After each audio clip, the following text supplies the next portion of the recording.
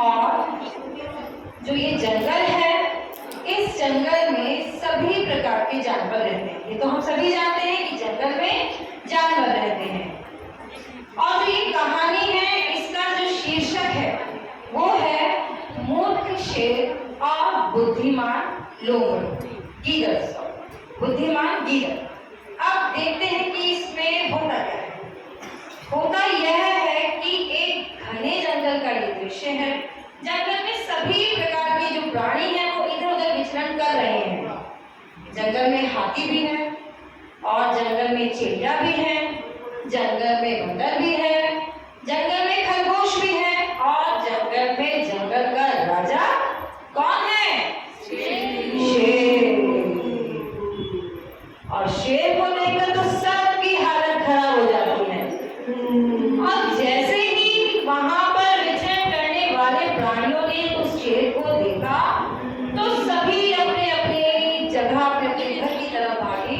पक्षी सारे पेड़ों पर बैठ गए, खरगोश बुदक बुदक कर अपनी पेड़ में चला गया और एक मोटा हाथी मतवाला मस्तानी चाल वाला, एक मोटा हाथी झूम के चला, शेर को देख के थोड़ा सा डरा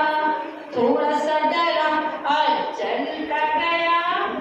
हाथी मतवाली चाल में चलता गया।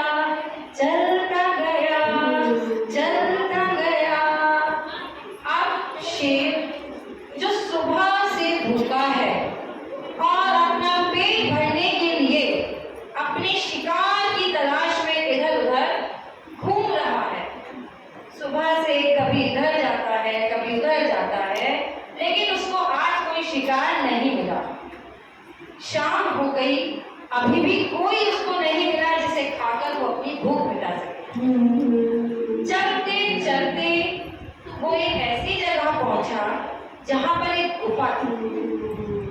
गुफा के आगे वो रुका और रुककर वो कुछ सोचने लगा। शेर ने भी अपना दिमाग लगाया और उसने ये सोचा कि ये जंगल में किसी जानवर की ही गुफा होगी। अभी देखो खरगोश अभी भी मस्ती सूझ रही है।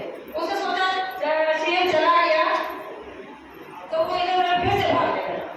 चलिए वैसे शेर चला भी गया, वहां से दूर एक गुफा के पास आ गया। अब जब उसने सोचा कि गुफा में कोई ना कोई तो आएगा, तो शेर गुफा के अंदर जाकर आराम करने के लिए बैठ गया और इंतजार करने लगा कि शायद अब कोई आएगा और उसे मैं खाऊंगा और अपनी भूख मिटाऊंगा। तो शेर वहां आराम करने लगा। इतने में ही शाम के समय गीदड़ भी अपनी गुफा के पास आता है। पूरे दिन इधर उधर घूमकर गीदड़ भी अपनी गुफा के पास आ पहुंचा।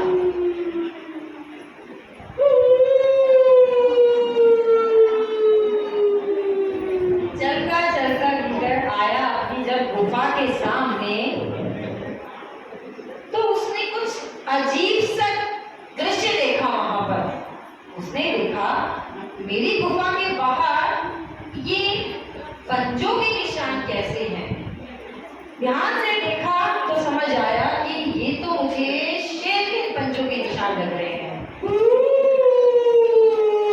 अब इससे पहले कि वो गुफा के अंदर जाए, क्योंकि वो चालाक है, बुद्धिमान है, तो उसने अपना दिमाग लगाया कि गुफा के अंदर जाऊंगा, शेर होगा तो मुझे खा लेगा।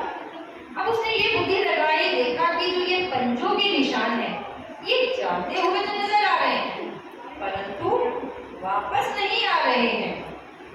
अब उसने एक युक्ति सोची और उसने क्या करा, वो अपनी गुफा से बातें करने लगा। उसने बोला, क्यों गुफा, आज मुझे आवाज लगाकर अंदर नहीं बुलाओगी?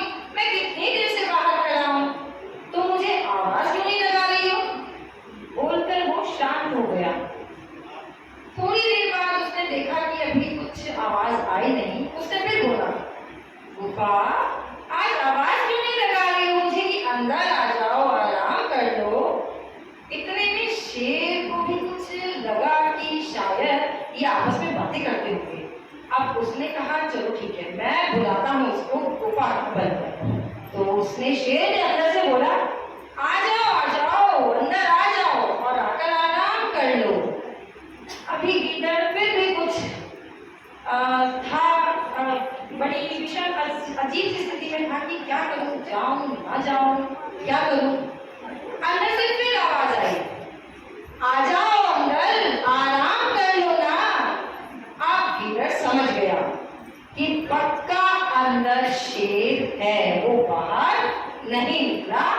और गीदड़ अपनी बुद्धिमत्ता का प्रयोग करते हुए वहां से भाग गया।